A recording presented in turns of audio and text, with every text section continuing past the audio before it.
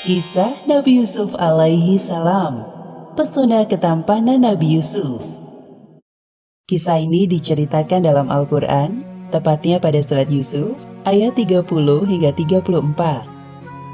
Setelah tuduhan Zulaikha terhadap Yusuf terbukti tidak benar, Al-Aziz meminta Yusuf untuk bungkam. Meskipun Yusuf tidak pernah buka suara, berita memalukan tentang Zulaikha menggoda Yusuf telah menjadi perbincangan para wanita di kota Mesir. Akhirnya demi menghindari fitnah, Yusuf memilih tinggal di dalam penjara selama beberapa waktu. Menginjak usia dewasa, Yusuf diangkat oleh Allah Subhanahu wa Ta'ala menjadi seorang nabi. Beliau ditugaskan untuk melanjutkan risalah kenabian dari ayahnya, yaitu Nabi Yakub, dan dari kakeknya, yaitu Nabi Ishak. Sebagaimana yang disebutkan dalam Al-Quran, surat Yusuf ayat 6. Dan demikianlah Tuhanmu memilih kamu untuk menjadi nabi, dan diajarkannya kepadamu sebahagian dari takbir mimpi-mimpi, dan disempurnakannya nikmatnya kepadamu dan kepada keluarga Yakub, sebagaimana dia telah menyempurnakan nikmatnya kepada dua orang bapakmu sebelum ini, yaitu Ibrahim dan Ishak. Sesungguhnya Tuhanmu maha mengetahui lagi maha bijaksana. Menurut pandangan manusia, Nabi Yusuf memiliki fisik yang sempurna. Bahkan istri seorang pembesar tergila-gila dengan ketampanan Nabi Yusuf. Namun dengan segala kelebihan fisiknya tersebut, tidak membuat Nabi Yusuf sombong. Beliau tidak pernah memanfaatkan ketampanannya untuk sesuatu yang mudorot. Apa? Istri Al-Aziz menggoda budaknya? Apa aku tidak salah dengar? Berita itu benar. Aku mendengarnya langsung dari salah satu pelayan yang bekerja di rumah Al-Aziz. Dasar wanita tidak tahu diri, padahal sudah bersuami. Masih saja. Kabarnya budaknya itu sangat tampan. Oleh sebab itu Zulaikha terpikat. Aku jadi penasaran. Benarkah itu? Wah, apa benar itu? Para wanita di Mesir semakin bersemangat mencari informasi tentang Yusuf. Namun tidak ada satupun yang berhasil melihat Yusuf secara langsung. Sementara itu di kediaman Al-Aziz, "Wahai pelayan, apakah para wanita di luar sana sedang membicarakanku? Saya belum keluar rumah hari ini, jadi tidak tahu berita apa yang sedang ramai diperbincangkan." "Sudahlah, jujur saja. Aku tahu engkau sedang menutupi sesuatu." Pelayan Zulaikha merasa tidak enak hati mengungkapkan hal yang sebenarnya. Namun ketika terus didesak oleh tuannya, akhirnya dia mengatakan yang sebenarnya. Sejujurnya iya. Mereka penasaran dengan ketampanan Yusuf yang membuatmu berani berbuat nekat." "Oh, jadi begitu. Lancang sekali mereka membicarakanku di belakang. Lihat saja nanti. Aku akan hadirkan Yusuf di hadapan mereka, biar mereka tahu rasa karena telah menghinaku." Keesokan harinya, Zulaikha mengadakan jamuan makan siang di rumahnya. Seperti yang telah disebutkan dalam Al-Quran, surat Yusuf ayat 31.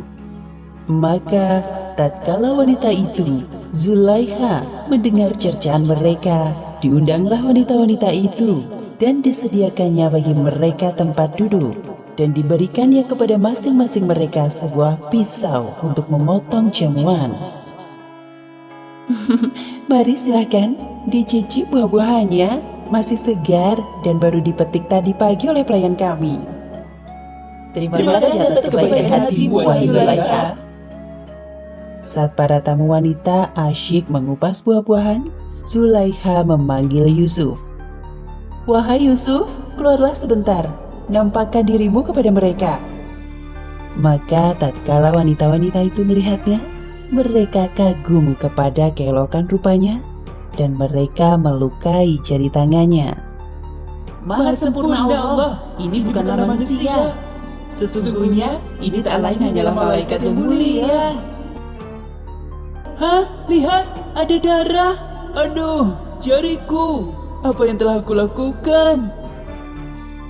Nabi Yusuf tidak menyangka bahwa kehadirannya membuat para tamu wanita itu melukai diri mereka sendiri.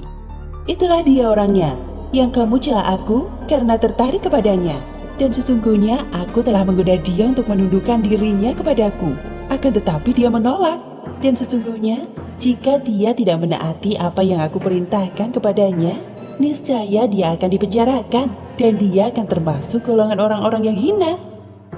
Nabi Yusuf berdoa kepada Allah agar diselamatkan dari godaan dan fitnah manusia.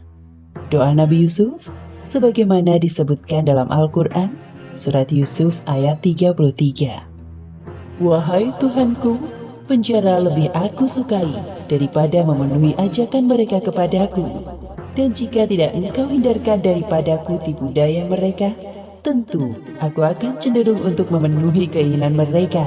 Dan tentulah aku termasuk orang-orang yang bodoh. Kemudian Allah menjawab doa Nabi Yusuf sebagaimana disebutkan dalam Al-Quran, Surat Yusuf ayat 34. Maka Tuhannya memperkenankan doa Yusuf, dan dia menghindarkan Yusuf dari tipu daya mereka. Sesungguhnya dialah yang maha mendengar lagi maha mengetahui. Wahai Al-Aziz, apakah benar bahwa engkau memanggil kami untuk memasukkan Yusuf ke dalam penjara? Maaf jika saya lancang, wahai Al-Aziz, sepengetahuan kami Yusuf tidak bersalah. Wahai pengawal, ketahuilah bahwa sesungguhnya hal ini aku lakukan atas permintaan Yusuf sendiri dan agar supaya orang-orang tidak terus-terusan membicarakan Yusuf. Hal tersebut membuatnya tidak nyaman. Lagi pula, keberadaannya di penjara tak lama, setidaknya sampai semua keributan ini selesai. Baiklah, wahai Al-Aziz, kami akan segera melaksanakan perintah Anda. Selanjutnya Nabi Yusuf menjalani kehidupan di dalam penjara. Di sana beliau berdakwah, menyebarkan agama Allah kepada orang-orang yang dijumpainya. Demikianlah akhir kisah pesona ketampanan Nabi Yusuf yang membuat para wanita melukai jari tangannya. Hikmah yang dapat kita ambil dari kisah ini, pertama, hendaknya kita dapat menjaga hawa nafsu dan menundukkan pandangan terhadap hal-hal yang diharamkan oleh Allah Subhanahu wa Ta'ala. Dan kedua, janganlah bersikap sombong atas keindahan yang kita miliki, karena bisa jadi hal tersebut merupakan ujian bagi kita selama hidup di dunia. Wallahu a'lam bishawab.